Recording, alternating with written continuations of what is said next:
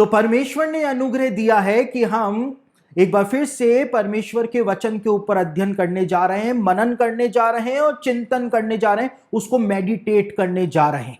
और आज एक बार फिर से हम एंड टाइम्स के अंदर यानी अंत के दिनों के अंदर क्या हो रहा है और बाइबल की प्रोफेसीज जो हैं वो किस प्रकार से हमको बताती हैं कि हम वास्तव में अब एंड टाइम्स के अंदर आ गए हैं, उन सब बातों को एक दूसरे पर्सपेक्टिव से हम देखने जा रहे हैं।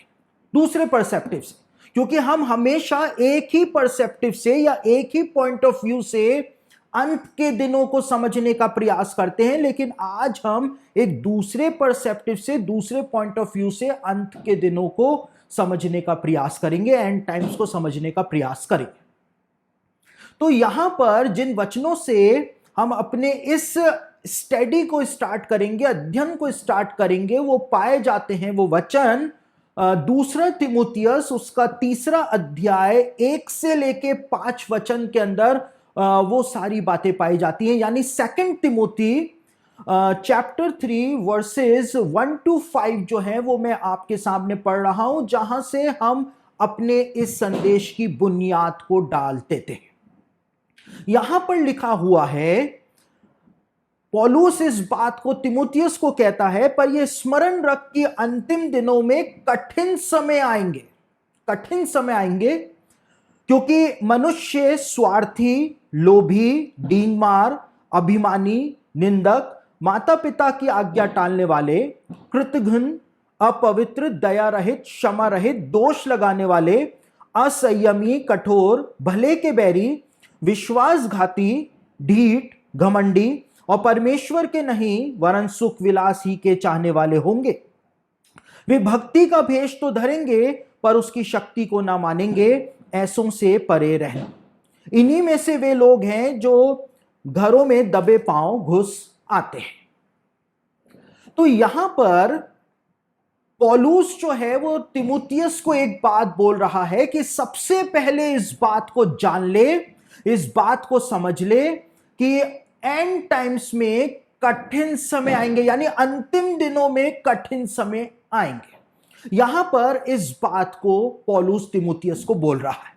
अब हमको, जब हम एंड टाइम्स के ऊपर फोकस कर रहे हैं, जब हम एंड टाइम्स को समझने का प्रयास कर रहे हैं, तो हमको सबसे पहले इस बात को समझ लेना बहुत ही ज्यादा जरूरी है, इस बात को जान लेना बहुत ही ज्यादा जरूरी है कि अंत के दिनों से नया नियम जो है वो हमको आखिर क्या बात बताता है।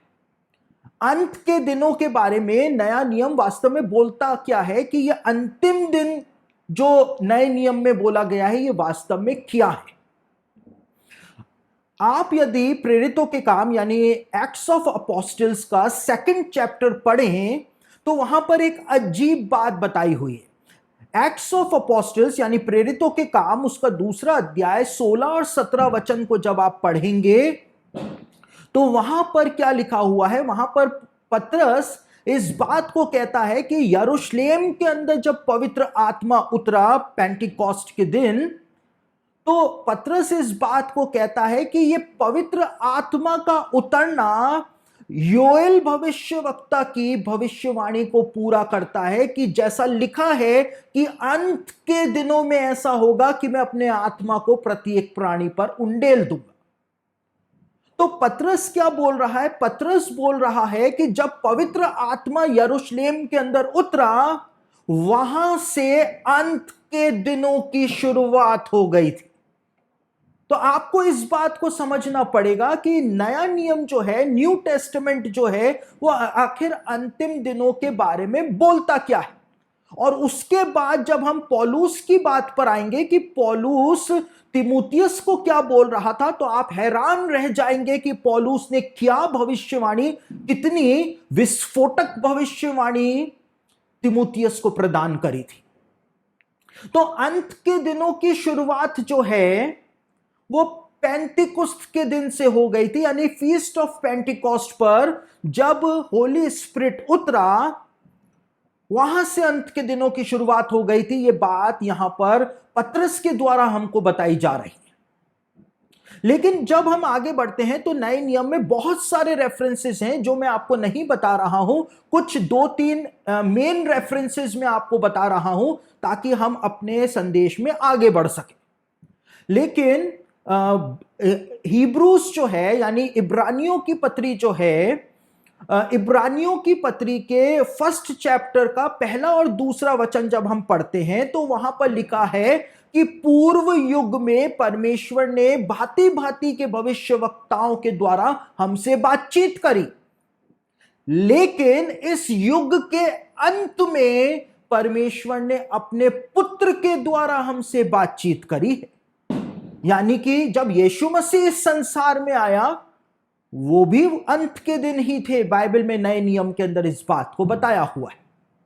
और पवित्र आत्मा जब उतरा तो अंत के दिनों के ऊपर सील लग गई कि हम अंत के दिनों में आ गए हैं और अंत के दिनों का टाइम जो था वो वहां से शुरू हो गया था। अब एक और रेफरेंस मैं आपको बताता हूं, यूहन्ना की पहली पत्री यानी कि फर्स्ट जॉन और उसका सेकंड चैप्टर की 18th वर्स को आप पढ़ेंगे तो वहां पर भी आपको एक अजीब बात यूहन्ना के द्वारा बताई जाती हुई दिखाई देगी। वहां पे यूहन्ना कहता है फर्स्ट जॉन 2:18 के अंदर कि हे लड़कों, जैसा तुमने सुना है कि यह अंतिम समय है और क्योंकि हम अंतिम दिनों में रह रहे हैं इसलिए मसीह के विरोधी तुमने सुना है, एंटी क्राइस्ट जो है वो आने वाला है। लेकिन एंटी क्राइस्ट के आने से पहले बहुत सारे एंटी क्राइस्ट जो हैं वो पहले से ही संसार में आ गए हैं, जिससे हमको पता चलता है कि हम अंतिम समय में हैं। तो यूहन्ना 90 से 95 एडी के आसपास में चर्च को बोल रहा था कि हम अंतिम समय में हैं। और जब आज 2000 साल बाद हम बोल रहे हैं कि हम अंतिम समय में हैं, तो फिर हम कैसे इसका अंतर कर पाएंगे? क्योंकि 2000 साल पहले वो लोग लिख रहे थे कि हम अंतिम समय में, उनकी पीढ़ी अंतिम समय में थी, तो फिर हम कैसे बोल सकते हैं कि हम लोग अंतिम समय में हैं? क्योंकि हर पीढ़ी ही अंतिम समय में हो गई इस प्रकार से। लेकिन ये बात जो है कि अंत के दिनों की शुरुआत तो पेंटिकोस्ट के पर्व से यानी फीस्ट ऑफ पेंटिकोस्ट पर जब पवित्र आत्मा उतरा वहां से हो गई थी, और 2000 सालों से ये अंत के दिन चलते हुए आ रहे हैं। लेकिन पौलुस ने एक स्पेसिफिक साइन दिया था, स्पेसिफिक बात बताई थी, और पौलुस ने कहा था पर ये जान रख कि अंतिम दिनों में कठिन समय आएंगे। अब पौलुस ने क्या बोला था? जो शब्द पौलुस ने इस्तेमाल किया लास्ट डेज, अंतिम दिन, ग्रीक न्यू टेस्टमेंट के अंदर जो शब्द इस्तेमाल किया गया है पौलुस के द्वारा, वो शब्द है एस्केटोस। और एस्केटोस का मतलब क्या होता है? एस्केटोस का मतलब होता है अंत के भी अंत में आ जाना। एस्केटोस का मतलब होता है वेरी लास्ट, बिल्कुल अंत में आ जाना। एस्केटोस का मतलब होता है कि जब एक जहाज जा रहा है समुद्र के ऊपर, सेलिंग कर रहा है, और जब वो अपने आखिरी पोर्ट पर पहुंच जाता है, अंतिम बंदरगाह पर पहुंच जाता है और उसके आगे कोई पोर्ट नहीं है, उसको एस्केटोस कहते हैं। यानी कि डेड एंड है, इसके आगे डेड एंड है, इसके आगे सड़क नहीं है, इसके आगे रास्ता नहीं है, इसके आगे कोई स्टेशन नहीं है। अब भाई शंकर तिवारी जो है वो देहरादून में रहते हैं। देहरादून के रेलवे स्टेशन के ऊपर आप उतरेंगे तो देहरादून के रेलवे स्टेशन के आगे डेड एंड लगा हुआ है, ट्रेन नहीं जाती है, समझ रहे? तो डेड एंड आ जाना। तो पौलुस ने क्या कहा था? ये जान रख कि अंतिम दिनों में कठिन समय आएंगे। तो कठिन समय कब आएंगे? जब हम बिल्कुल डेड एंड में पहुंच जाएंगे, बिल्कुल अंत के भी अंत में पहुंच जाएंगे, तो ये कठिन दिन जो है वो सामने आ जाएंगे। यानी कि अंत के दिनों के भी अंत में जब हम आ जाएंगे तो ये सब कुछ तुम्हारे सामने आना शुरू हो जाएगा। ये बात पौलुस के द्वारा बताई गई थी। लेकिन यहां पर एक और बहुत महत्वपूर्ण बात है जिसको हमको नोट करना है।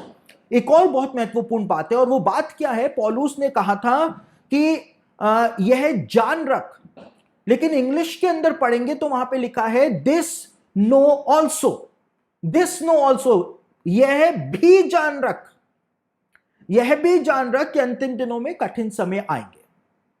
और ये नो शब्द जो है, जान रख शब्द जो है, ओरिजिनल ग्रीक न्यू टेस्टामेंट के लिए, इसके लिए जो शब्द इस्तेमाल हुआ है वो हुआ है गिनोस्को, यानी GINOSKO, गिनोस्को।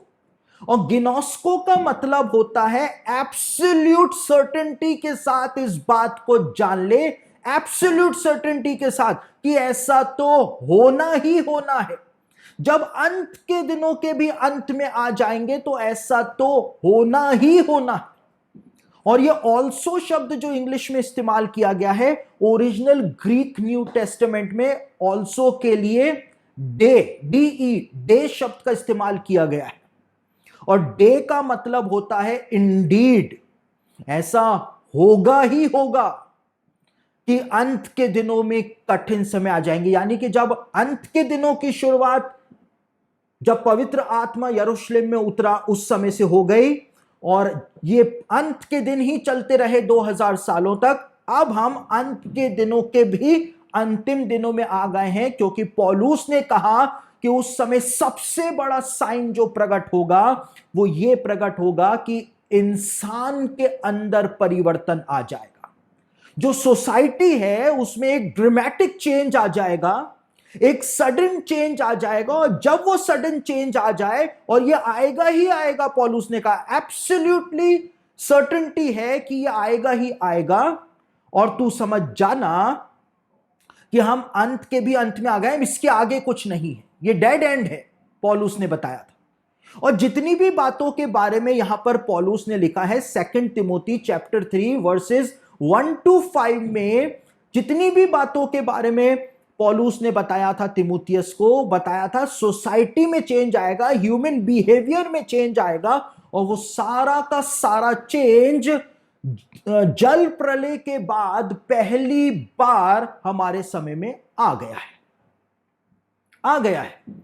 आज से 50 साल पहले आपको ऐसी सोसाइटी देखने को नहीं मिलती जैसी कि यहां पर लिखी हुई है।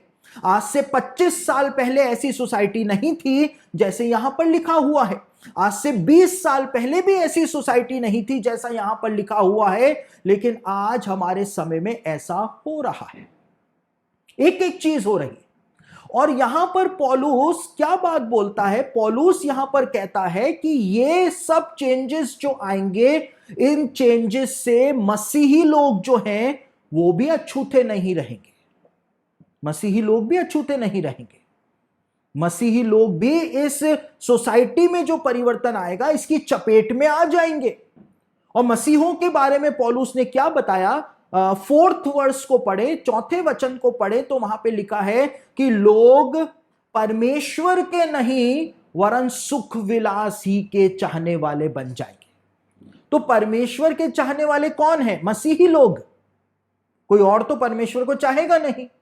तो यहां पर पौलुस स्पेसिफिकली मसीहों की बात कर रहा था कि सोसाइटी में तो परिवर्तन आएगा ही, लेकिन मसीही लोग भी उसकी चपेट में आ जाएंगे और वो प्लेजर्स के चक्कर में पड़ जाएंगे। परमेश्वर से प्रेम करना वो छोड़ देंगे और वो भक्ति का भेष तो धरेंगे, लेकिन उसकी शक्ति को वो नहीं मानेंगे।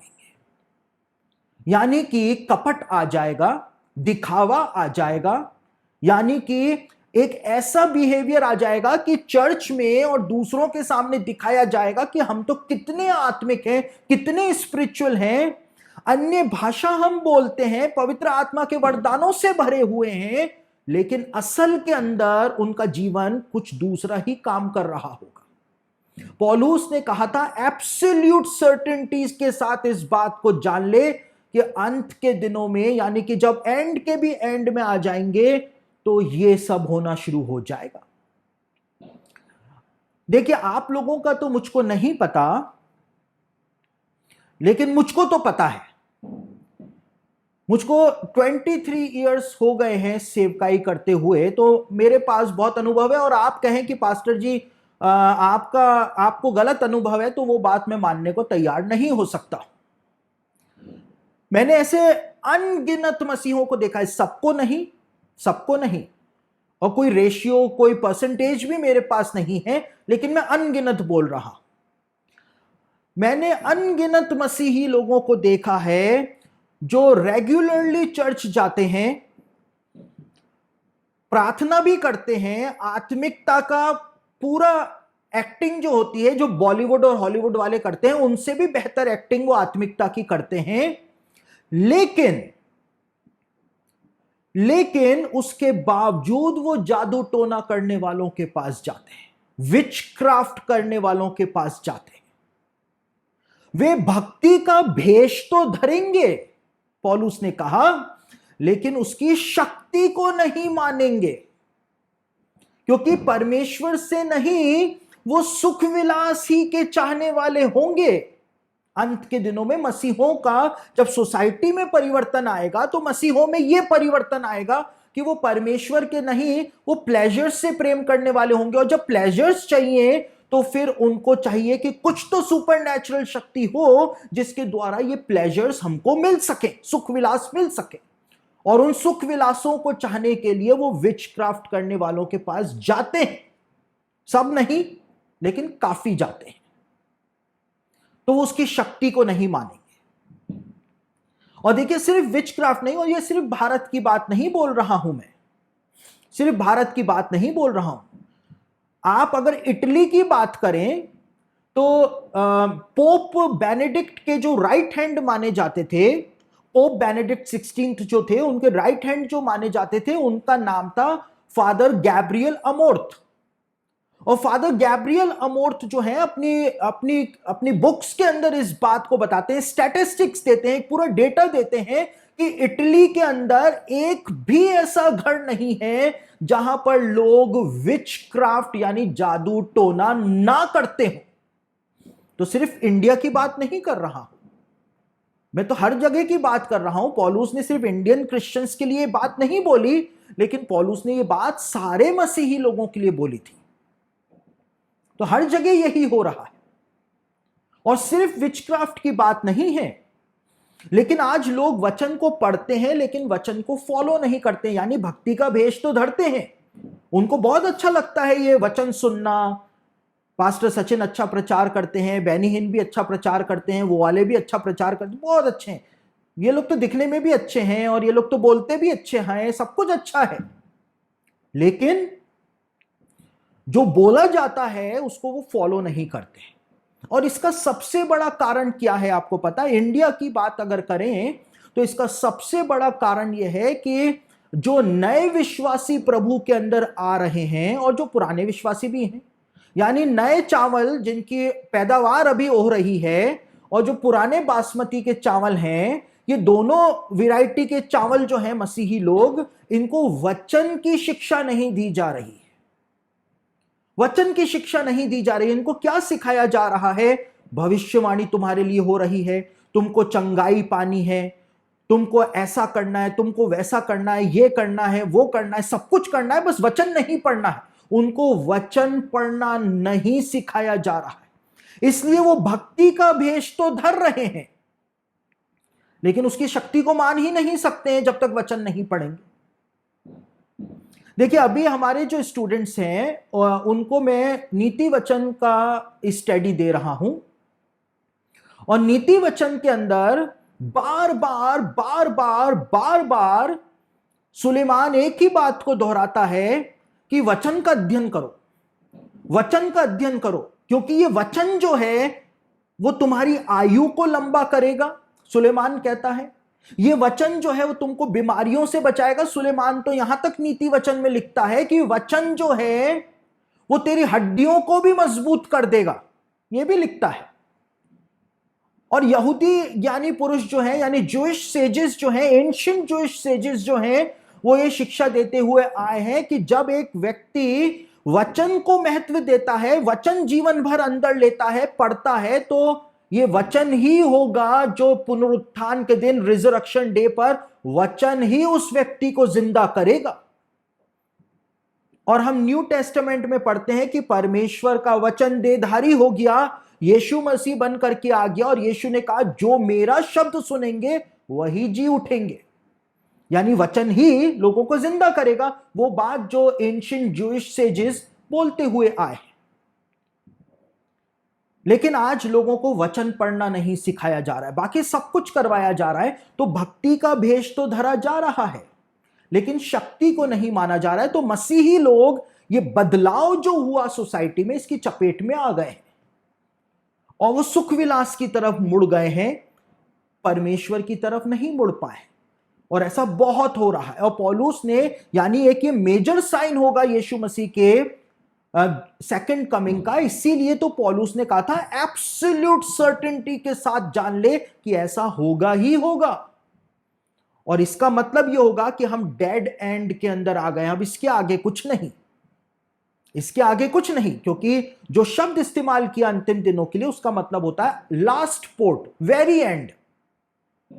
तो वहां पर हम आकर के खड़े हो गए, क्योंकि मसीहों में भी बदलाव आने शुरू हो गए।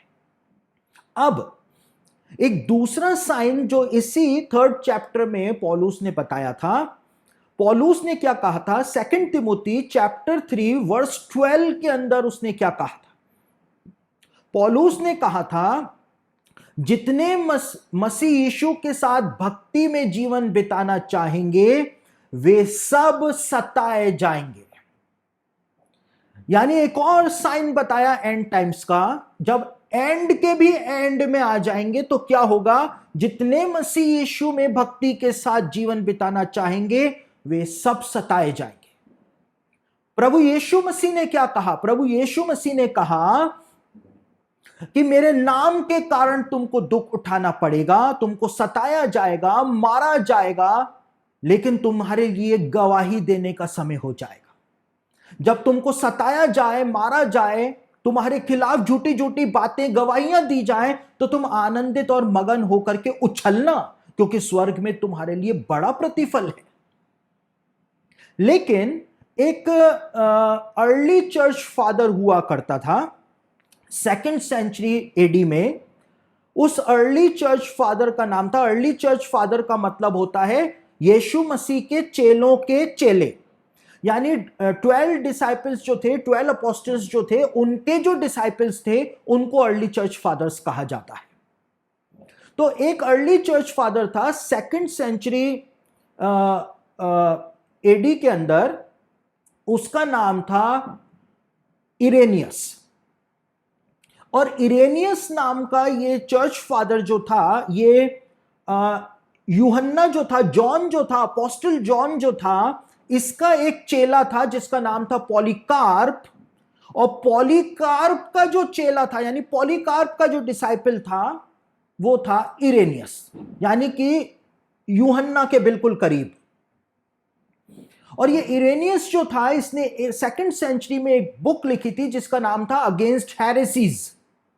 और अगेंस्ट हेरेसीज नाम की इस किताब में इरेनियस ने एंड टाइम्स के बारे में जब लिखा था, तो उसने बताया था कि एंड टाइम्स में जो सताव होगा, परसिक्यूशन जो होगा क्रिश्चियंस के ऊपर, वो इतना भयानक होगा, इतना भयानक होगा कि इरेनियस ने उसकी तुलना शद्रक, मेशक और अबेदनगो के परसिक्यूशन से की थी। और इरेनियस ने कहा था कि जैसे शद्रक, मेशक और अबेदनगो को जब आग के भट्टे में फेंका जा रहा था, उस फर्नेस में, फायरी फर्नेस में फेंका जा रहा था, तो उसको 7 टाइम्स और धक्का दिया गया था, 7 गुना और उसको धक्का दिया गया था। तो उसने कहा कि जैसे शद्रक, मेशक और अबेदनगो के साथ हुआ, वैसे ही एंड टाइम्स में क्रिश्चियंस के साथ होगा। यानी सताव कैसा होगा? 7 गुना ज्यादा सताव होगा। सताव तो कलीसिया के ऊपर 2000 सालों से हो रहा है, तो कोई नई बात नहीं है सताव का होना। ठीक है, अगर आज सताव हो रहा है तो कोई नई बात नहीं है, क्योंकि कलीसिया ने तो हमेशा सताव का सामना किया है। लेकिन इरेनियस ने क्या कहा था? इरेनियस ने कहा था सताव जो होगा उसकी सीमा जो होगी वो 7 गुनी बढ़ जाएगी, यानी ऐसा सताव कभी भी नहीं हुआ होगा। और आज हम क्या देख रहे हैं? वैसा ही सताव कलीसिया के ऊपर हो रहा है, क्योंकि कलीसिया पर जब भी सताव हुआ तो एक देश में हुआ, एक क्षेत्र में हुआ, लेकिन आज पूरी दुनिया के अंदर कलीसिया पर सताव हो रहा है, पूरी दुनिया में एक साथ। तो एक अलग प्रकार का सताव है। और पौलुस ने यहां पर बताया, जब हम लास्ट के भी लास्ट में आ जाएंगे, तो जितने मसीह यीशु में भक्ति के साथ जीवन बिताना चाहते हैं वे सब सताए जाएंगे, सब सताए जाएंगे। अब जब सताव होता है कलीसिया के ऊपर तो हम कहते हैं सताव हो रहा है, सताव हो रहा है। लेकिन बाइबल में बताया गया है कि 3 कारणों के कारण सताव कलीसिया के ऊपर आता है। 3 कारणों के, 3 रीजन है कि सताव आता है कलीसिया पर। अब हमको यह समझना है कि अगर आज हमारे साथ सताव हो रहा है तो वो कौन से चरण में आएगा, किस कैटेगरी के अंदर वो सताव आएगा। पहला कारण जो बाइबल बताती है कि परसिक्यूशन होता है चर्च का, क्रिश्चियंस का, उसका पहला कारण है यीशु मसीह की गवाही देने के कारण कलीसिया के ऊपर सताव आता है। और यीशु मसीह ने कहा कि ऐसा हो तो तुम धन्य हो, ब्लेसेड हो, तुम आनंदित होना, नाचना, उछलना, कूदना कि तुम्हारे ऊपर सताव हो रहा है, क्योंकि स्वर्ग में तुम्हारे लिए बड़ा प्रतिफल है। तो ये फर्स्ट कैटेगरी है सताव की जो बाइबल में बताई हुई, यीशु मसीह की गवाही देने के कारण। दूसरा कारण जो बताया हुआ है बाइबल में, प्रेरितों के काम में ही वो कारण बताया हुआ है कि सताव कलीसिया पर कब आता है, जब कलीसिया अपने मिशन को छोड़ करके आराम से बैठ जाती है। यरूशलेम की कलीसिया जो थी उसके ऊपर होली स्पिरिट उतर गया फीस्ट ऑफ पेंटिकॉस्ट को, और उन्होंने वरदान पा लिए, उन्होंने प्रचार किया यरूशलेम में, सब कुछ अच्छा चल रहा था। लेकिन वो यरूशलेम नहीं छोड़ रहे थे, यरूशलेम नहीं छोड़ रहे थे, यरूशलेम से बाहर नहीं जा रहे थे। यीशु मसीह ने कहा था कि तुम यरूशलेम में, यहूदिया में, सामरिया में और पृथ्वी की छोर तक मेरे गवाह बनोगे। लेकिन वो तो यरूशलेम में ही गवाह बन करके बैठ गए थे, और महायाजकों से, याजकों से ही उनकी पंगेबाजी चल रही थी, वो आगे नहीं निकल रहे थे। तो जब चर्च अपने मिशन में फेल होता है, जब चर्च उस मिशन को पूरा नहीं करता है जो मिशन सौंपा गया है, तो परमेश्वर सताव को भेजता है। और जब सताव आया यरूशलेम की कलीसिया पर तो वो सब तितर बितर हो गए, और जो तितर बितर हुए थे वो सब सुसमाचार प्रचार करते हुए फिरे। और लिखा हुआ है कि कलीसिया उस सताव में दिन प्रतिदिन बढ़ती ही चली गई। तो परमेश्वर के मिशन को जब कलीसिया रोकने की कोशिश करती है तो सताव आता है। तो ये दूसरा कारण है। आप इस बात को निर्गमन यानी एक्सोडस के अंदर भी देख सकते हैं कि इजराइलियों के ऊपर जब सताव आया तो लिखा हुआ है कि इजरायली बढ़ते चले गए, बढ़ते चले गए। तो जब सताव आता है तो बढ़ोतरी होती है। तो बढ़ोतरी करने के लिए भी परमेश्वर कभी कभी सताव को आने देता है, क्योंकि चर्च अपने मिशन में फेल हो रहा होता है। अब तीसरा कारण जो है उसको कोई भी मानने को तैयार नहीं होता है, लेकिन प्रकाशित वाक्य में खुद हमारे उद्धारकर्ता प्रभु यीशु मसीह के मुंह से बोला गया है उस बात को कि ऐसा भी होता है।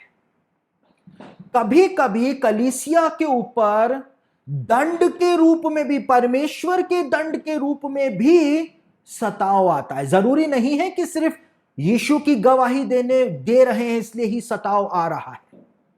जरूरी नहीं है कि चर्च अपने काम में फेल हो रहा है इसलिए ही सताव आ रहा है। लेकिन कभी कभी जब चर्च गुस्ताखी कर देता है, परमेश्वर की आज्ञाओं का उल्लंघन करता है, परमेश्वर के स्टैंडर्ड्स के खिलाफ काम करता है, मसीही लोग काम करते हैं, तो फिर सताव जो है, परसिक्यूशन जो है, वो पनिशमेंट के रूप में भी आता है। अब ये बात कहां पर लिखी हुई है पास्टर जी? आप तो कुछ नई बात बता रहे हैं, तो मैं आपको रेफरेंसेस देता हूं। बुक ऑफ रेवलेशन यानी प्रकाशित वाक्य उसका दूसरा अध्याय और उसके कुछ रेफरेंसेस को आपको बता रहा हूं। दूसरा अध्याय का 5वां वचन पढ़ें तो वहां पर यही बात लिखी हुई है। दूसरे अध्याय का 16वां वचन पढ़ें तो वहां पर भी यही बात लिखी हुई है। दूसरे अध्याय का 21, 22 और 23 वचन पढ़ें तो वहां पर भी यही बात लिखी हुई है। तीसरे अध्याय का 3रा वचन और 19वां वचन पढ़ें तो वहां पर भी यही बात लिखी हुई है। मैं इंग्लिश में भी रिपीट कर रहा हूं। Book of Revelation chapter 2 verse 5, verse 16, verses 21, 22, 23 और चैप्टर 3 में वर्सेस 3 एंड 19। यानी कि इन वर्सेस को आप पढ़ेंगे तो खुद प्रभु यीशु मसीह क्या बोल रहे हैं? प्रभु यीशु मसीह बोल रहे हैं कि तुम सुधर जाओ वरना मुझको तुमको दंड देना पड़ेगा, ताड़ना देनी पड़ेगी। यीशु मसीह ने खुद ने कहा। यानी कभी कभी सताव जो है, एक तीसरी कैटेगरी भी है, जब मसीही लोग सीमा लांघते हैं तो सताव जो है वो पनिशमेंट के तौर पर आता है। जैसे यहूदियों को परमेश्वर सजा दिया करता था, परमेश्वर की प्रजा थी, फिर भी उनके ऊपर सजा आती थी क्योंकि वो सीमा लांघने की कोशिश करते थे। अब जब इरेनियस ने कहा कि 7 गुना सताव बढ़ जाएगा तो ये तीनों कैटेगरीज जो हैं उन 7 गुना सताव के अंदर शामिल हो जाती है, 7 गुना सताव में शामिल हो जाती है। अब देखिए, हमको यह समझना पड़ेगा कि जब यीशु की गवाही देने के कारण सताव आता है तो वो सिर्फ कुछ लोगों पर नहीं, पूरे चर्च पर आता है। जब कलीसिया अपने मिशन में फेल हो रही होती है तो जो लोग यीशु की अच्छी गवाही देते हैं, अच्छे हैं वो लोग यीशु के नजरों में, तो कलीसिया अपने मिशन में फेल होती है, सताव होता है तो वो उनके ऊपर भी आता है, जबकि उनकी तो कोई गलती नहीं है, वो तो सही चल रहे हैं। इसी प्रकार से जब मसीही लोग गलती करते हैं और सताव आता है पनिशमेंट के तौर पर, तो वो चर्च अपने मिशन के अंदर काम कर रहा है अच्छी तरह से, गवाही भी अच्छे मसीही लोग दे रहे हैं, लेकिन इन लोगों की वजह से पूरी कलीसिया के ऊपर सताव आ जाता है, पूरी कलीसिया पर। तो सब, क्योंकि हम सब एक देह हैं, एक ही शरीर है हमारा और हमारा सिर यीशु मसीह है, तो सबके ऊपर सताव आ जाता है। तो हमको समझना पड़ेगा इस सताव को, अंत के दिनों में जो कलीसिया के ऊपर आ रहा है, कि ये सताव कौन सी वाली कैटेगरी के सताव का सामना हम लोग कर रहे हैं भाई। और जिस कैटेगरी को हम समझें उस कैटेगरी के लिए फिर हमको प्रार्थना करनी है, प्रार्थना करनी। और देखिए, दंड के रूप में सताव तो अंत के दिनों में आएगा ही आएगा, क्योंकि आज अनगिनत मसीही लोगों ने, सबने नहीं, अनगिनत मसीही लोगों ने सीमा लांघ दी। देखिए, एक पुस्तक है, एक बहुत बड़े मैसियानिक स्कॉलर हैं, मैसियानिक यहूदी हैं, वो स्कॉलर हैं, उनकी ये किताब है, इसका नाम है क्रिश्चियंस एंटीसेमिटिज्म। और डॉक्टर माइकल एल ब्राउन जो है, उन्होंने इस किताब को लिखा है क्रिश्चियन एंटीसेमिटिज्म। और इसके अंदर डॉक्टर माइकल ब्राउन जो है, उन्होंने एक बहुत गंभीर बात को उठाया है।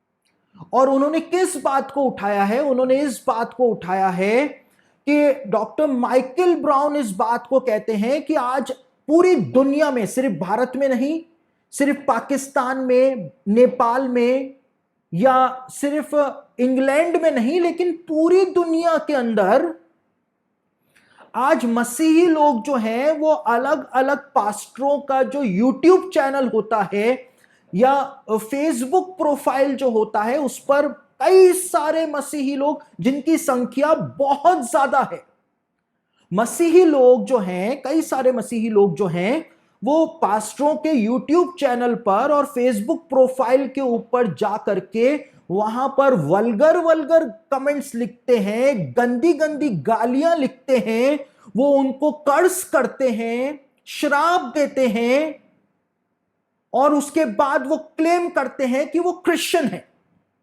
और डॉक्टर माइकल ब्राउन कहते हैं, ये सब कुछ देख करके मेरा दिमाग चकरा गया कि ये हो क्या रहा है। समझ रहे बात को, कि वल्गर कमेंट्स लिख रहे हैं, गालियां लिख रहे हैं कमेंट्स के अंदर, और बोल रहे हैं कि हम तो क्रिश्चियन हैं और हम तो स्वर्ग जाने वाले हैं और हमने तो पवित्र आत्मा भी पा लिया है। ये और एक सोने पे सुहागा। तो डॉक्टर माइकल ब्राउन कहते हैं ऐसा कैसे है, और डॉक्टर माइकल ब्राउन यहूदियों का एग्जाम्पल देते हैं। अब देखिए, जब गलती कर रहे हैं तो उसकी सजा तो परमेश्वर देगा। हमारा परमेश्वर न्यायी परमेश्वर है, वो पक्षपात नहीं करता। कोई भी उसके ऊपर उंगली नहीं उठा सकता है कि प्रभु आपके बच्चे तो ये काम कर रहे हैं, हम कर रहे हैं तो आप मार रहे हो हमको, आपके बच्चे कर रहे हैं तो आप कुछ बोल नहीं रहे हो। परमेश्वर ये दोष तो अपने ऊपर आने ही नहीं देगा। तो डॉक्टर माइकल ब्राउन यहूदियों का उदाहरण देते हैं और कहते हैं कि जब भी यहूदियों के खिलाफ कोई भी बोलता है, चाहे यहूदियों की गलती होती है, तो यहूदी लोग चिल्लाने लगते हैं एंटी सेमिटिज्म, एंटी सेमिटिज्म, यानी कि यहूदियों के विरोधी, ये यहूदी विरोधी है इसलिए ऐसी बातें कर रहा है। जबकि गलती कभी कभी उनकी होती है, इजरायली सरकार की होती है, लेकिन यहूदी चिल्लाने लगते हैं एंटी सेमिटिज्म, एंटी सेमिटिज्म, खुद को बचाने के लिए। उसी प्रकार से आज एक वजह यह भी है कलीसिया के ऊपर सताव आने की कि हमने कहीं ना कहीं परमेश्वर के मॉरल स्टैंडर्ड्स का उल्लंघन किया है, और इस वजह से दंड के रूप में, ताड़ना के रूप में यह सताव आ रहा है। मैं ये नहीं कह रहा हूं भारत में आ रहा है, मैं कह रहा हूं पूरे वर्ल्ड में ऐसा हो रहा है, पूरे वर्ल्ड में हो रहा है। तो इस वजह से भी सताव आ रहा है, क्योंकि क्रिश्चियंस भी वही कर रहे हैं, सताव हो रहा है, सताव हो रहा है। लेकिन क्यों हो रहा है? 3 कैटेगरी है सताव की, किस वजह से हो रहा है, क्या हमने ये कभी समझने की कोशिश करी? लेकिन पौलुस कहता है एंड के भी एंड में आ जाएंगे तो सताव तो होगा ही होगा, उन लोगों पर भी होगा जो भक्ति के साथ मसीह यीशु में जीवन बिताना चाहते हैं। तो हमको इस बात को समझ लेना बहुत ही ज्यादा जरूरी अब हो गया है, बहुत ही ज्यादा। और देखिए एक बात यह है, पौलुस ने क्या कहा 13th वर्ष में, क्या कहा? पौलुस कहता है दुष्ट और बहकाने वाले धोखा देते हुए और धोखा खाते हुए बिगड़ते चले जाएंगे। धोखा कैसे देंगे? क्योंकि वो तो अच्छे सेवक हैं, अच्छे मसीही। धोखा कैसे खाएंगे? क्योंकि वो एक्सेप्ट ही नहीं करेंगे कि वो कुछ गलती कर रहे हैं। देखिए मैं आपको एक बात बताऊं, आपको जान करके हैरानी होगी। हमारे ऑफिस के अंदर एक एम्प्लॉय है, लड़की है, नेहा नाम है उसका।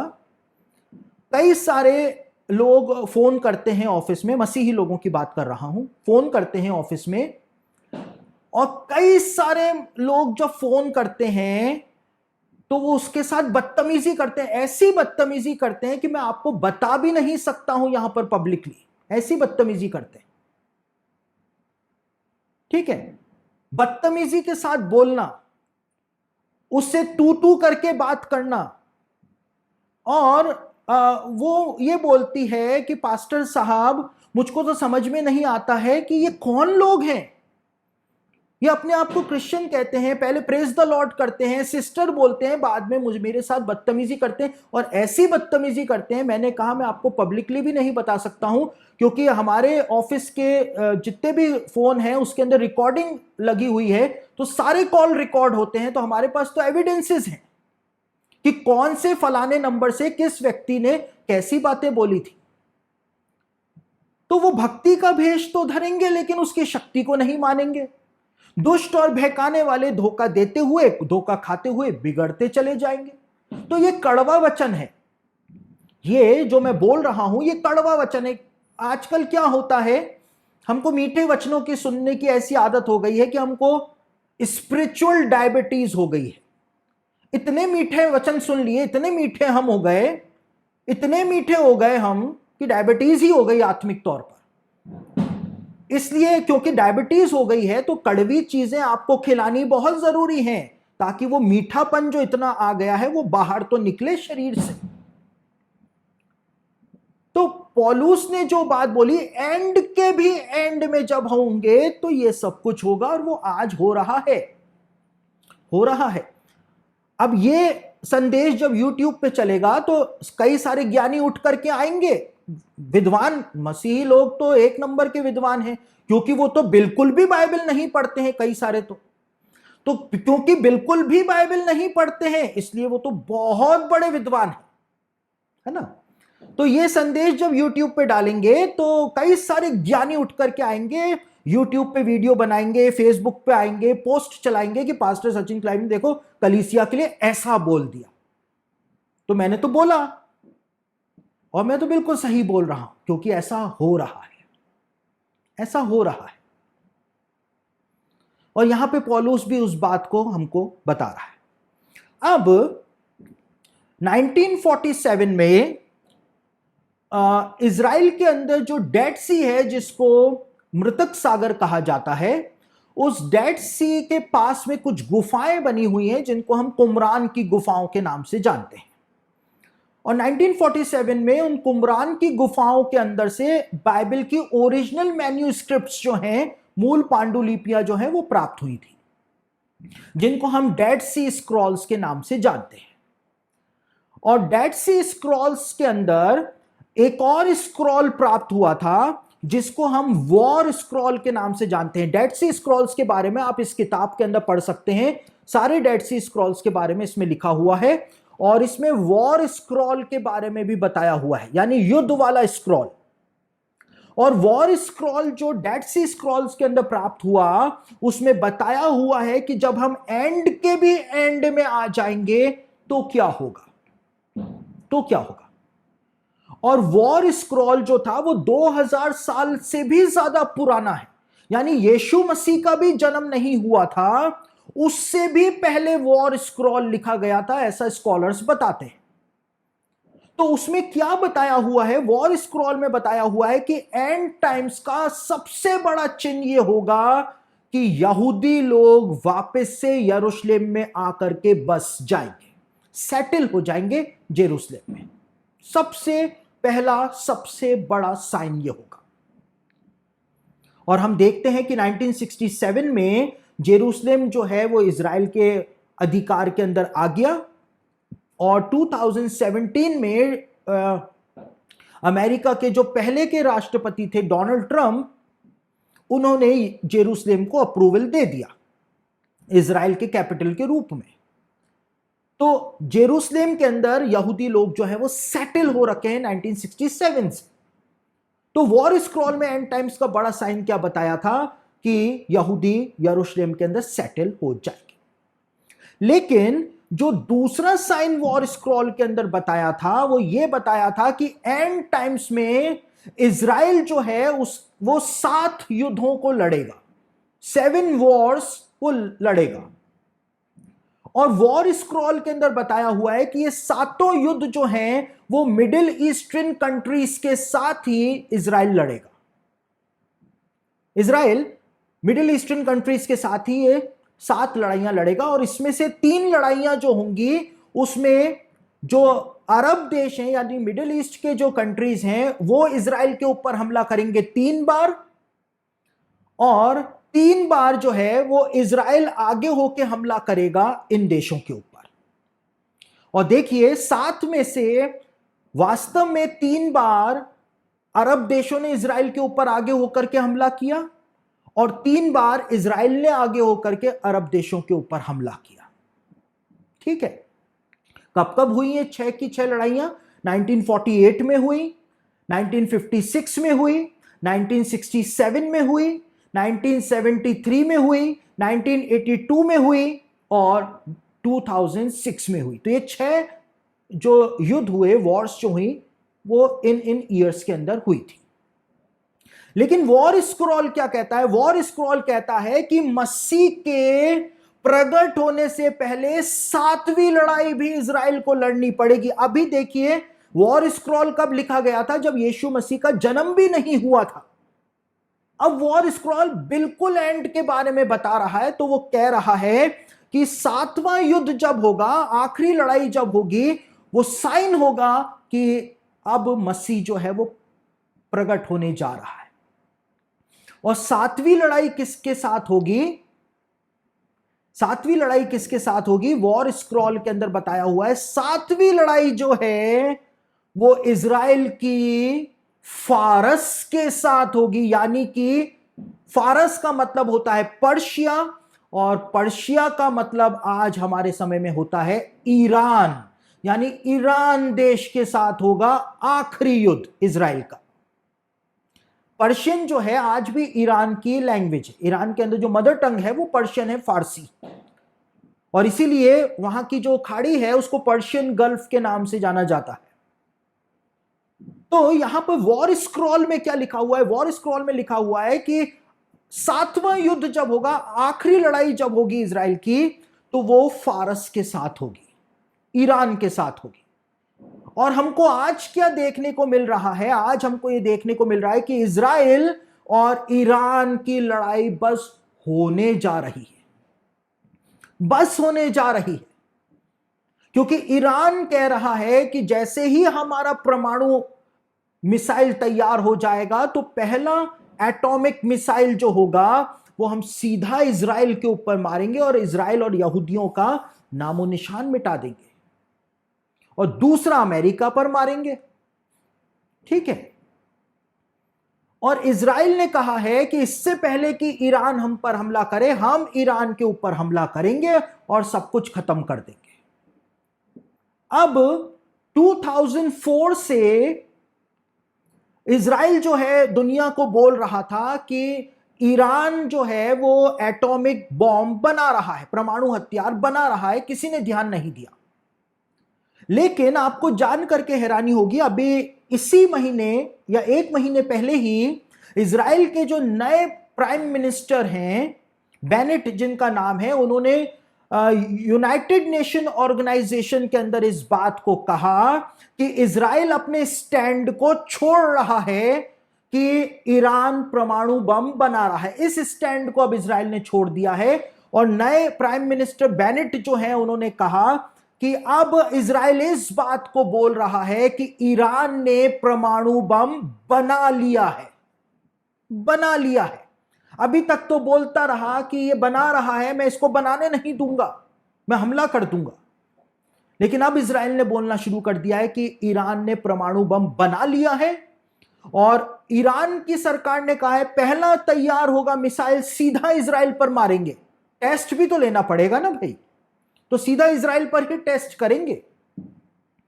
और इजराइल ने कहा है कि इससे पहले कि ये टेस्ट ड्राइव करें, मैं पहले ही इनके ऊपर हमला करके तबाही मचा दूंगा। तो हम उस युद्ध के बिल्कुल एज के ऊपर आ गए हैं, जिसके बारे में वॉर स्क्रॉल के अंदर बताया हुआ है। वॉर स्क्रॉल में बताया हुआ है कि अंतिम युद्ध जो होगा मसीह के आने से पहले, वो एक साइन होगा कि बस मसीह आ गया है। वो फारस के साथ इजराइल का युद्ध होगा। और इज़ीकेल 38-39 को पढ़े तो वहां पर भी बताया हुआ है, इज़ीकेल ने यानी यहेजकेल ने बताया है कि फारस भी आएगा इजराइल के ऊपर हमला करने के लिए। और कौन फारस को लेकर के आएगा, कौन ईरान को लेकर के आएगा? यहेजकेल ने, इज़ीकेल ने बताया है गोग आएगा, गोग आएगा। और ये वॉर स्क्रॉल जो है डेड सी स्क्रॉल्स में जो मिला, एक और पुराना डॉक्यूमेंट है जिसको डेमस्कस डॉक्यूमेंट के नाम से जाना जाता है, और उसको 1948 के बाद से डेमस्कस डॉक्यूमेंट के नाम से जाना जाता रहा है। लेकिन 1948 से पहले उसको कायरो डेमस्कस डॉक्यूमेंट के नाम से जाना जाता था। सीडी उसको कहते हैं, डेमस्कस डॉक्यूमेंट को सीडी भी कहा जाता है, यानी कायरो डॉक्यूमेंट। और उसको डेमस्कस डॉक्यूमेंट क्यों कहा जाता है? क्योंकि उस डॉक्यूमेंट में डेमस्कस जो है, दमिश्क जो है, उसके बहुत सारे रेफरेंसेस हैं। तो इस डेमस्कस डॉक्यूमेंट के अंदर भी, जो कि हजारों साल पुराना डॉक्यूमेंट है, उसमें भी बताया हुआ है कि अंत के दिनों में इजराइल के खिलाफ बलियाल जो है, यानी वो दुष्ट आत्माओं का सरदार जो है बलियाल को इजराइल के खिलाफ छोड़ा जाएगा। और ये बलियाल जो होगा, ये 7 युद्धों को करवाएगा इजराइल के साथ। तो 7 युद्धों में से 6 युद्ध तो हो चुके हैं, और वॉर स्क्रॉल में बताया हुआ है कि 7 के 7 युद्ध जो हैं वो इजराइल जीतेगा। तो 6 तो जीत चुका है, अब 7वां होना बाकी रह गया है, और बलियाल को इजराइल के खिलाफ छोड़ा जाएगा। और हम देखते हैं कि उधर यहेजकेल 38 में बताया हुआ है कि गोग जो है वो सारी सेनाओं को लेकर के आ रहा है। तो गोग एक दुष्ट आत्मा भी हो सकता है, हमको नहीं पता है। तो हम बिल्कुल एज पर आकर के खड़े हो गए, कभी भी कुछ भी हो सकता है। तो हम एंड के भी एंड में आ गए हैं। अब वो जमाना चला गया, अब वो जमाना चला गया जिसमें लोग कहते थे अभी तो यीशु के आने में बहुत समय बाकी बचा हुआ है। पौलुस ने कहा जब लास्ट पोर्ट पर पहुंच जाएंगे, अंत के भी अंत में आ जाएंगे, तो ये साइन होगा कि सोसाइटी में परिवर्तन आ जाएगा, लोगों में परिवर्तन आ जाएगा, मसीहों में परिवर्तन आ जाएगा, सताव होना शुरू हो जाएगा। वॉर स्क्रॉल कहता है कि अंतिम युद्ध फारस के साथ होगा। अगर ये सब बातें झूठी हैं तो फिर क्यों इजराइल और ईरान का टकराव आज हमको देखने को मिल रहा है? अगर वॉर स्क्रॉल में लिखी हुई बात भी झूठ है तो आज क्यों इजराइल और ईरान के युद्ध के कगार पर हम आकर के खड़े हो गए? तो हम एंड के भी एंड में आ गए। अब हमको तैयारी कर लेने का टाइम आ गया है, अच्छी तरह से, बहुत ही अच्छी तरह से अब अपने आप को तैयार कर लेने का समय आ गया है, क्योंकि हो सकता है कि यीशु मसीह कभी भी आ जाए। हमको डेट और टाइम तो पता नहीं है, ईयर भी पता नहीं है, तो हमको उसी प्रकार से तैयारी करनी चाहिए। देखिए, जब बोर्ड के एग्जाम होने वाले होते हैं बच्चों के, और बोर्ड के एग्जाम की डेट भी डिक्लेयर नहीं होती है, लेकिन वो सीजन आ रहा होता है कि मार्च के महीने में एग्जाम होंगे ही होंगे, तो वो सीजन आने से पहले चाहे डेट आए या नहीं आए, टाइम टेबल आए या नहीं आए, बच्चे जो हैं वो बोर्ड की तैयारी करनी शुरू कर देते हैं और अच्छी तरह से तैयारी करनी शुरू कर देते हैं। लेकिन जो टाइम टेबल का इंतजार करने के लिए बैठे होते हैं, उनकी तैयारी कभी भी पूरी नहीं हो पाती है, और इसको हम 10 कुंवारियों के दृष्टांत में भी देख लेते हैं। वो टाइम टेबल का इंतजार कर रही थी बेचारी, 5 जो थी तो वो बाहर रह गई और 5 जो थी वो अंदर चली गई। तो हमको आत्मिक तैयारी करने की जरूरत आ गई है, और हमको आत्मिक तैयारी कैसे करनी है, कुछ बातें बता रहा हूं जो आपके आत्मिक जीवन के लिए बहुत ही ज्यादा फायदेमंद साबित हो सकती हैं, बेनिफिशियल हो सकती हैं। तैयारी कैसे करें? पहली चीज है, आप रोज सुबह जब उठते हैं सोकर के, तो उठने के बाद चाहे आप बेड में ही लेटे हुए हैं, आप उठते के साथ ही प्रार्थना करिए। मैं ऐसा क्यों बोल रहा हूं? क्योंकि परमेश्वर की दासी जो है जॉयस मेयर, वो भी इस बात को बताती हैं अपनी एक शिक्षा में। जॉयस मेयर कहती हैं कि एक व्यक्ति जब सुबह सो करके उठता है, तो जब वो सो करके उठता है उस समय उसके दिमाग के अंदर बहुत सारे ऐसे थॉट्स आते हैं जो उसको पाप में गिराते हैं, पाप वाले थॉट्स आते हैं। ऐसे थॉट्स वो कभी सोचता भी नहीं है, वो थॉट्स उसके दिमाग में आते हैं जब वो सुबह सो करके उठता है। और जॉयस मेयर अपनी टीचिंग में कहती हैं कि खुद जॉयस मेयर सालों सालों तक इन थॉट्स को रिब्यूक कर करके थक गई थी, और उन्होंने फिर प्रार्थना करने की आदत बनाई कि आंख खुलते के साथ ही मैं पहले प्रार्थना करूंगी, परमेश्वर को याद करूंगी, परमेश्वर के वचन को अपने मस्तिष्क में या अपने ब्रेन के अंदर बुलाऊंगी, और अपने माइंड को वचन से और प्रार्थना से भर लूंगी, तो पूरे दिन मैं परमेश्वर के वचन के थॉट्स में ही रहूंगी। तो जब आप सुबह सो करके उठते हैं, तो सुबह उठते के साथ ही शैतान जो है वो आपको टारगेट करता है, आपके दिमाग को। तो आप उठते के साथ ही प्रार्थना करिए, उठते के साथ ही प्रार्थना करिए, ताकि आप पूरी तरह से पूरे दिन परमेश्वर के वचन के अंदर ही रहें। क्योंकि जो आपने सुबह सोच लिया वही थॉट पूरे दिन आपका चलता रहेगा जब तक कि आप सोएंगे नहीं। उसके बाद दूसरी बात जो आपको करनी है, आपको प्रतिदिन परमेश्वर का वचन पढ़ने की आदत डालनी है। Read your Bible every day. रोज परमेश्वर का वचन पढ़ें। आज पढ़ लिया, अब अगले संडे को पढ़ेंगे, ऐसा मत करें, ऐसा ना करें। देखिए, मैंने अभी जब हम नीति वचन का कोर्स कर रहे हैं तो अपने स्टूडेंट्स को एक बात बताई जो सुलेमान ने नीति वचन में लिखी, और यहूदी ज्ञानी पुरुष उस बात को बताते हैं कि वचन जो होता है, ये वचन जो है वो आपको हर चीज से बचाता है, हर चीज से, बीमारियों से बचाता है, आपके दुश्मनों से बचाता है, आपको पाप में पड़ने से बचाता है, आपको व्यभिचार की परीक्षा से बचाता है, और ये आपके अंदर परमेश्वर की लाइट को लेकर के आ जाता है। परमेश्वर की लाइट आपके अंदर आ जाती है। तो सब कुछ वचन के अंदर है। आपको आत्मिक जीवन में आगे बढ़ना है, वचन पढ़िए, बाइबल पढ़िए। Read your Bible every day. कितना पढ़ेंगे? जितना पढ़ सकते हैं उतना पढ़िए।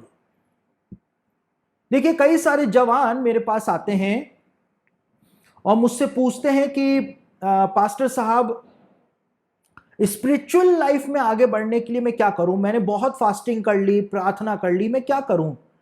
मैं उनसे पूछता हूं कि आप कितनी देर बाइबल पढ़ते हैं? तो वो चुप हो जाते हैं, क्योंकि वो बाइबल तो पढ़ते नहीं है, उनको जरूरत नहीं पड़ती है ना बाइबल पढ़ने की। तो मैं उनको कहता हूं, आप जितना ज्यादा बाइबल पढ़ेंगे उतना ही ज्यादा आप आत्मिक जीवन में, स्पिरिचुअल लाइफ में आगे बढ़ेंगे। जितना ज्यादा बाइबल पढ़ेंगे। अब आप ऑफिस जाते हैं, आप थक जाते हैं, नाइट ड्यूटी पे जाते हैं, थक जाते हैं, तो मैं आपको एक बात बोलूं, ये सब बहाने हैं, क्योंकि आप दूसरे काम भी तो करते हैं, नाइट ड्यूटी पे जाते हैं तो जब दूसरे काम हो सकते हैं, और आप कहेंगे कि अरे पास्टर साहब, आप तो पादरी हो, आपके पास तो कोई काम है नहीं, तो बाइबल पढ़ सकते हो। तो मैं आपको बताऊं कि जब मैं जॉब करता था तो मैं 6 घंटे बाइबल पढ़ता था। मैं जॉब करता था तब की बात बता रहा हूं, 6 घंटे बाइबल पढ़ता था। मैं जब शाम को 5 बजे आता था, 6 बज जाते थे मुझको आते आते, तो उसके बाद चाय वगैरह लेकर के मैं बैठता था और मुझको रात हो जाती थी। और कभी कभी तो पता चलता था कि मैंने शाम को 6 बजे से बाइबल पढ़ना जो शुरू किया, तो दूसरे दिन सुबह के 6 बज जाते थे, मुझको पता ही नहीं चलता था। अब आप सोचेंगे कि मैं आपको झूठ बोल रहा हूं, लेकिन परमेश्वर इसका गवाह है। और उसके बाद जब पता चलता था, चिड़ियों की चहकने की आवाज आती थी, तो मैं बाहर देखता था, तो पता चलता था कि 6 बज गए सुबह के, यानी शाम को 6 बजे बाइबल पढ़नी शुरू करी। मैं नौकरी करता था और उसके बाद सोना नहीं है, उसके बाद तैयार होकर के वापस ऑफिस चले जाता था, पूरे दिन ऑफिस में काम करता था, शाम को वापस आता था और 6 बजे से वापस बाइबल पढ़ना शुरू कर देता था। और उसके बाद 2 या 2:30 बजे तक बाइबल पढ़ के मैं सो जाया करता था, फिर वापस सुबह उठ करके ऑफिस चला जाता था। तो जिसको परमेश्वर का वचन पढ़ना है, जिसको परमेश्वर के वचन से प्यार है, जो परमेश्वर को प्यार करता है, वो उसके वचन को प्यार करेगा। वही तो मैं आज बोल रहा हूं। मैंने जो बात आपको पहले बोली, जो बात आपको कड़वी लगी होगी, वो यही तो बात मैं आपको बोल रहा था कि जो नए विश्वासी आ रहे हैं, उनके जीवन में परमेश्वर के वचन का कोई स्थान नहीं है, क्योंकि बस उनको लाया जा रहा है कलीसिया में, सिखाया तो कुछ जा नहीं रहा है। वचन तो पढ़ना उनको सिखाया नहीं जा रहा है। तो वो कैसे आत्मिक जीवन में आगे बढ़ेंगे? कैसे वो पास्टरों की इज्जत करेंगे? आज नए परिवर्तित मसीही जो हैं, वो पास्टरों की इज्जत करना जानते ही नहीं है। वो तो जिस पास्टर को पसंद करते हैं, बस उसकी इज्जत करना जानते हैं, बाकी दूसरे पास्टरों की इज्जत करना तो वो जानते ही नहीं है, क्योंकि परमेश्वर का वचन पढ़ा ही नहीं। तो परमेश्वर के वचन को आप अपने जीवन में सबसे ऊपर स्थान दीजिए, सबसे ऊपर। जब परमेश्वर का वचन सबसे ऊपर होगा, तो आपके सारे काम बन जाएंगे। फाइनेंशियल ब्लेसिंग चाहिए, परमेश्वर का वचन ही देगा। आपको चंगाई चाहिए, ना तो मैं दे सकता हूं, ना बेनिहिन दे सकते हैं, कोई नहीं दे सकता है, वचन ही देगा। क्योंकि सुलेमान ने क्या लिखा? वचन जो है वही तो तुझको चंगा रखेगा, तेरी आयु को बढ़ाएगा, तेरी हड्डियों को मजबूत करेगा। अर्थराइटिस है आपको, परमेश्वर का वचन पढ़िए, डूब जाइए वचन में, हड्डियां मजबूत हो जाएगी। लिखा है, सुलेमान ने प्रॉमिस दिया है वचन में। तो आप अपनी बाइबल को निरंतर पढ़िए, क्योंकि बाइबल पढ़ेंगे तो बाइबल अंदर जाएगी, वचन अंदर जाएगा, तो अंदर की गंदी चीजें बाहर आएंगी, आप नए हो जाएंगे, एक लाइट आपके अंदर आ जाएगी। उसके बाद तीसरी बात जो है, अगर आपसे कोई भी गलती हो जाती है, कोई भी पाप अपने लाइफ में आगे बढ़ते हुए हो जाता है, तो आप एट वंस उसके लिए क्षमा मांगिए, कन्फेस कर लीजिए यीशु मसीह के नाम से। क्योंकि अगर आपने ढील दे दी तो जो पाप आपने किया है वो आपके लिए फंदा बन जाएगा। इसलिए आपको पता है आपने गलती कर दी, तुरंत परमेश्वर से माफी मांग लीजिए, क्योंकि हम अंत के दिनों में हैं। हो सकता है आप सोचें कि कल सुबह उठ के माफी मांग लूंगा, आज रात को 12 बजे यीशु मसीह आ गया तो क्या कर लेंगे? आपका एक पाप जो है वो तो अनकन्फेस्ड सिन हो जाएगा, जिसके लिए आपने माफी मांगी ही नहीं। पाप अगर हो जाता है तो उसके लिए तुरंत माफी मांगे। क्या लिखा हुआ है फर्स्ट जॉन के अंदर? फर्स्ट जॉन 1:9 के अंदर लिखा हुआ है कि अगर कोई पाप करे तो पिता के पास हमारा एक सहायक मौजूद है, अर्थात यीशु मसीह। वो हमारे पापों को माफ करा देता है।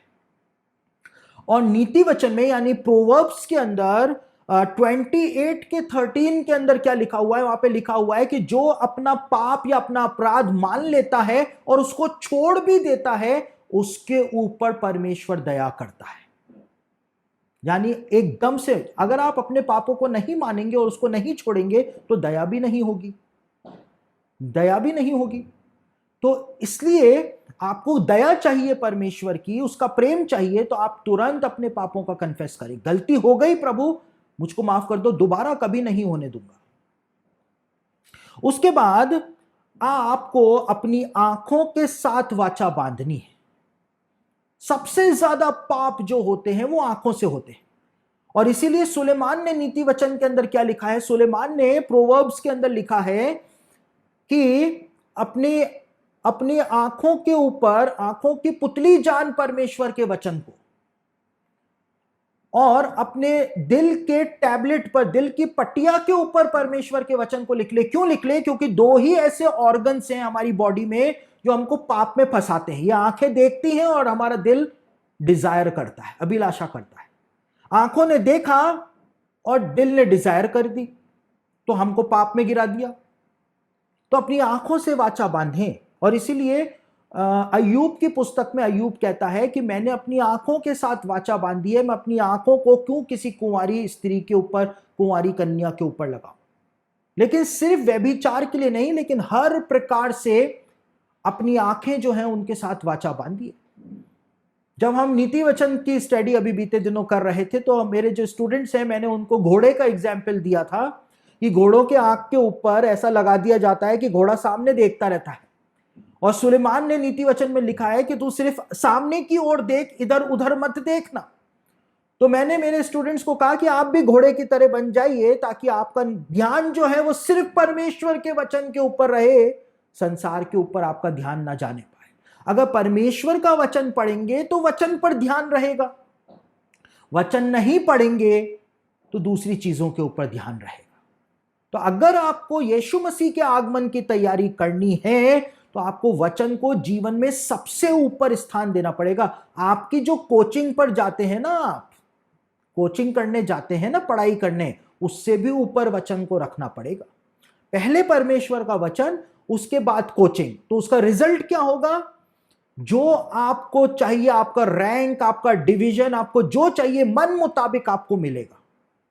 लेकिन अगर कोचिंग को ऊपर रखा और वचन को नीचे रखा तो चाहे कितनी भी मेहनत कर लीजिए, मन मुताबिक रिजल्ट नहीं मिलेगा। आप परमेश्वर को पहला स्थान दें, परमेश्वर आपको पहला स्थान देगा। देखिए, मुझको वो वचन बहुत अच्छा लगता है, मैं जल्दी खत्म कर रहा हूं, ज्यादा लंबा नहीं करूंगा। मुझको वो वचन बहुत अच्छा लगता है जहां पर एक्सोडस में, निर्गमन की पुस्तक में बताया हुआ है कि जब परमेश्वर ने देखा कि मूसा मुड़ करके मुड़ा चला आता है, तो परमेश्वर ने कहा कि वहीं पर ही रुक जा।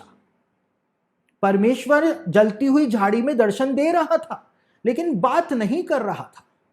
लेकिन जब मूसा मुड़ा, उसने एक यू टर्न लिया और मुड़ करके परमेश्वर की ओर चलना शुरू किया, तो परमेश्वर ने उससे बात करी और कहा कि रुक जा। आप परमेश्वर की तरफ जब मुड़ेंगे, उसको पहला स्थान देंगे, तब परमेश्वर अपनी वाणी आपको सुनाएगा। उसके बाद संगति करें, अच्छे विश्वासियों की संगति करें।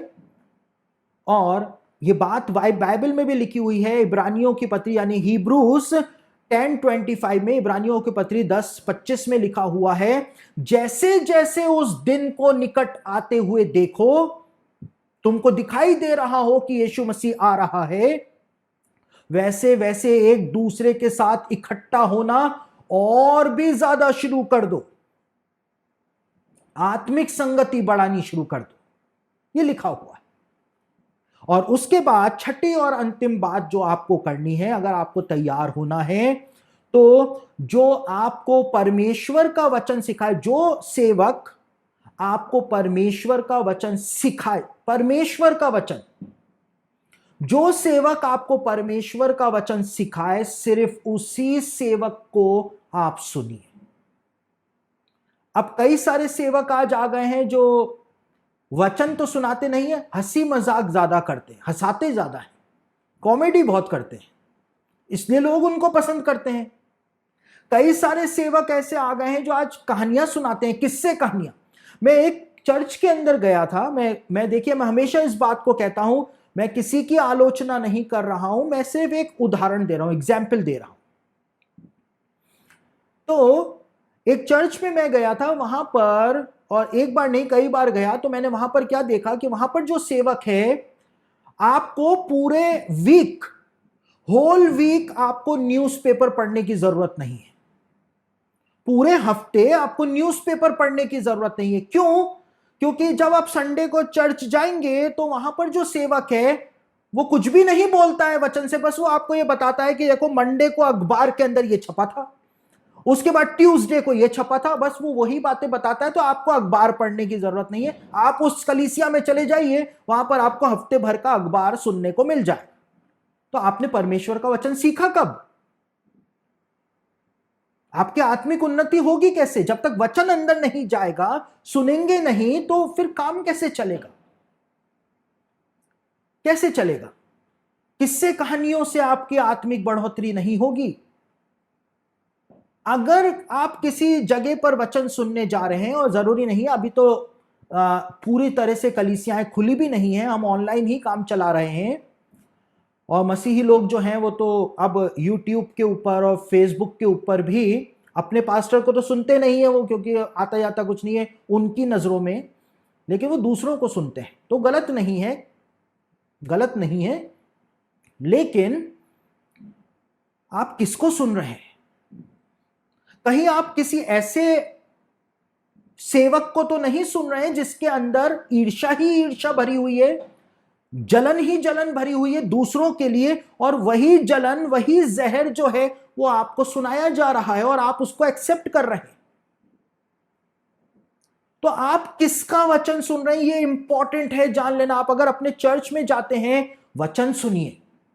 आप ऑनलाइन किसी को सुनते हैं, वचन सुनिए, वचन के अलावा कुछ मत सुनिए। आपको अगर वचन सुनाया जा रहा है तो आप वचन सुनिए, क्योंकि अब अपना समय वेस्ट करने का समय नहीं है। अखबार को तो आप घर पे भी पढ़ सकते हैं। देखिए, मैं जो अखबार वाला चर्च आपको बताया, तो जिस चर्च के अंदर वो सेवक अखबार ही पढ़ते, अखबार ही बताते थे, वचन तो मैंने उनके मुंह से कभी सुना नहीं। तो और नोटबंदी जब हो गई थी 2016 में, तो एक साल तक तो उस कलीसिया के अंदर बस नोटबंदी की ही बातें हुई, उसके अलावा तो कुछ बात ही नहीं हुई थी कि अरे मोदी जी ने ऐसा कर दिया, मोदी जी को फंसा दिया। एक साल तक इतना तो अखबार वाले भी पीछे नहीं पड़े जितना कि वो सेवक पीछे पड़ गया था। तो फिर उसी कलीसिया के अंदर एक व्यक्ति आता था वचन सुनने के लिए। मैं आपको एक बहुत गंभीर बात बता रहा हूं, इसी मजाक की बात में ही एक बहुत गंभीर बात छिपी हुई है। उसी कलीसिया में, उसी कलीसिया का एक सदस्य वचन सुनने के लिए आता था, लेकिन कुछ भी सुन के नहीं जाता था। आता था, बैठता था, परेशान होता था, कभी बाल खुजाता था, कभी कुछ करता था, सुन करके चला जाता था। खाली हाथ आया, खाली हाथ चला जाता था। साल भर ऐसा होता रहा, और साल भर के बाद अचानक से ही उसको दिल का दौरा पड़ा, और विद इन मिनट वो मर गया। विद इन अ मिनट वो मर गया, दिल का दौरा पड़ करके, एक साल के अंदर अंदर। तो वो व्यक्ति अपने साथ क्या लेकर के गया? उसने वचन तो सुना ही नहीं, उसने वचन को तो जाना ही नहीं, वो तो अखबार की सुर्खियां सुन रहा था। या बोर हो रहा था, सर को जा रहा था, वचन सुनने आ रहा था, उसके चेहरे को देख करके लगता था कि हां, इसको ये अंदर से चाह रहा है कि मुझको कोई वचन सुनाए, लेकिन उसको कुछ भी नहीं मिल रहा था और अचानक से वो मर गया। और जब ये खबर मुझको पता चली तो मेरी वाइफ को मैंने कहा कि कितनी ऐसी जिंदगियां हैं, ये तो सिर्फ एक जिसके बारे में हमको पता है, लेकिन कितनी ऐसी जिंदगियां हैं जो ऐसे ही नाश हो रही हैं और उनको वचन नहीं मिल रहा है। ऐसे सेवक को सुनिए, अगर आपके पास्टर आपको वचन सबसे अच्छा, सबसे बेस्ट वचन यदि आपके पास्टर आपको सुना रहे हैं तो आपको किसी की जरूरत नहीं है, मेरी भी जरूरत नहीं है। आप अपने पास्टर का वचन सुनिए, लेकिन आप वचन सुनिए, ये किस्से कहानियां या किसी के अंदर जलन भरी हुई है, नफरत भरी हुई है दूसरों के लिए, वो नफरत बोल रहा है, आप उसको सुन करके मजे ले रहे हैं, तो उससे क्या मिलेगा आपको? आपका आत्मिक जीवन बर्बाद हो जाएगा। ये जिंदगी कब खत्म हो जाए हमको नहीं पता। कोरोना के अंदर कितने लोग चले गए, वो सोच सकते थे कि वो जाने वाले हैं, वो चले गए। तो हम अंत के दिनों के भी अंत में आ गए हैं, एंड टाइम्स के भी एंड टाइम्स में आ गए हैं, पौलुस ने कहा। इसलिए अब हमको आत्मिक तैयारी करने की जरूरत आ गई है। हमको तैयार होना है, परमेश्वर के वचन से भरना है, अपने पापों को मानना है, अपने आप को शुद्ध करना है, पवित्र आत्मा को अपने अंदर इनवाइट करना है, पवित्र आत्मा के साथ साथ परमेश्वर के वचन के मार्ग पर हमको चलते चले जाना है। तब जाकर के हमारी जिंदगी का मोटिव जो है वो पूरा हो पाएगा। हम परमेश्वर के राज्य में तब ही प्रवेश कर पाएंगे। तो हम सब अपनी आंखों को बंद करेंगे, हम सब प्रार्थना करेंगे। सर्वशक्तिमान पिता परमेश्वर प्रभु, आपके लोग जो आपके नाम के कहलाते हैं, इन्होंने दीन होकर के आपके वचन को सुन लिया है। आप अपने लोगों को ब्लेस करें, अपने लोगों के आत्मिक कानों को खोलें प्रभु जी, इनकी आत्मिक आंखों को खोलें, ताकि ये आपके वचन को बहुत ही ज्यादा गहराई से समझ सके, जान सके, देख सके। प्रभु जी, रात के समय इन्होंने यहां पर बैठ करके इतनी देर अपना जीवन, अपना समय आपके वचन के लिए दिया है प्रभु, तो आप इनको ब्लेस कर दें और जिस उद्देश्य के साथ ये आए थे वो उद्देश्य पूरा हो जाने पाए, यीशु मसीह के सामर्थी नाम से आप इनको ब्लेस करें प्रभु। इन अंत के दिनों में इनको आत्मिक तौर से तैयार करें, इनके बच्चों को ब्लेस करें, उनके जीवनों को बदलें प्रभु, ताकि जवानों की एक बड़ी सेना आपके लिए अंत के दिनों में तैयार होने पाए। प्रभु आप सबके ऊपर अनुग्रह करें आत्मिक आशीषों से और फिजिकल ब्लेसिंग से, आप इन सबके जीवनों को भरपूर कर दें। मैं इनके जीवनों को आपके हाथों में सौंप देता हूं, इनके घरों को, इनके परिवारों को आपके हाथों में सौंप देता हूं। इनके घर के भंडार यीशु मसीह के नाम से भरपूर हो जाने पाए, इनके घर के सारे रुके हुए काम यीशु के नाम से पूरे हो जाने पाए। प्रभु जी आप अपनी महिमा को प्रकट करें। जब कोरोना वायरस के बाद आपने एक और मौका प्रभु जी हम सबको दिया है, तो ये मौका हम गंवाने ना पाए, लेकिन प्रभु जी वास्तव में आपके राज्य के लिए हम सब अपने आप को तैयार कर सके, यीशु मसीह के सामर्थ्य नाम से, आमीन।